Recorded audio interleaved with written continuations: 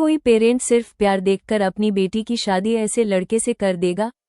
हर family. और अगर आप आयरा के पेरेंट्स होते तो क्या आप उससे कामयार से शादी करने? वेलकम टू मल्टीथिंग, जहां पुरानी स्टोरीज मिलती हैं नए पर्सपेक्टिव से। Let's revisit the drama.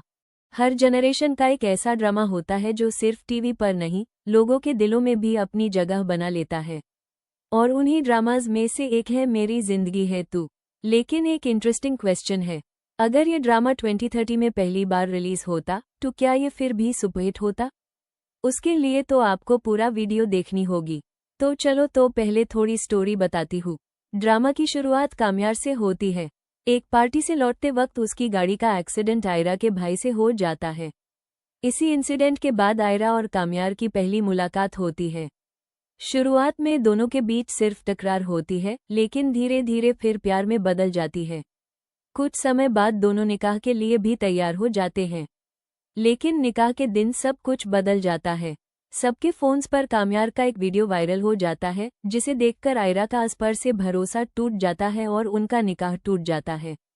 इस पूरी कहानी में कामयार बार बार कहता है मेरी जिंदगी है वो, लेकिन जब आयरा उसका साथ छोड़ देती है तो वो दर्द के साथ कहता है मेरी जिंदगी थी वो। ये डायलॉग ड्रामा का सबसे इमोशनल मोमेंट बन जाता है। बाद में पता चलता है कि कामयार बेकसूर था और उसके साथ साजिश की गई थी। सच सामने आने के बाद आयरा को अपनी गलती का एहसास होता है। दोनों दोबारा एक हो जाते हैं और आखिर में ड्रामा एक इमोशनल और हैप्पी एंडिंग के साथ खत्म होता है। ए फ्लैट कहानी तो आपको समझ आ गई, लेकिन सबसे बड़ा सवाल यह है कि क्या कामयार जैसा हीरो 2030 में भी ऑडियंस का फेवरेट बनता, या लोग उससे टॉक्सिक कैरेक्टर कहते? इस ड्रामा का पर्पस क्या था? अगर सिर्फ रोमांस देखेंगे तो इस ड्रामा का असली मैसेज मिस हो जाएगा। ये ड्रामा रिलेशनशिप्स की कम्प्लेक्सिटीज दिखाने की कोशिश करता है। कैसे ट्रस्ट बनता है, कैसे मिसअंडरस्टैंडिंग्स रिलेशनशिप को तोड़ सकती हैं, और कैसे हर इंसान को अपनी गलतियों से सीखना पड़ता है। इसी इमोशनल जर्नी ने इस ड्रामा को स्पेशल बनाया। ए फ्लैट बात करते हैं लॉजिक की। ए फ्लैट आता है सबसे इंटरेस्टिंग पार्ट। कामयार को ऑडियंस ने बहुत पसंद किया, लेकिन क्या रियल लाइफ में भी कामयार जैसा लड़का इतना इजीली एक्सेप्ट किया जाएगा? एक सीन में वो गुस्से में गाड़ी जला देता है। ड्रामा में ये उसके इमोशंस और इम्पल्सिव नेचर को दिखाता है। लेकिन अगर हम रियल लाइफ की बात करें, अगर कोई इंसान गुस्से में इतना बड़ा स्टेप उठा ले तो क्या इस पर आसानी से भरोसा किया जा सकता है? क्या कोई पेरेंट सिर्फ प्यार देखकर अपनी बेटी की शादी ऐसे लड़के से कर देगा? हर फैमिली का जवाब अलग हो सकता है।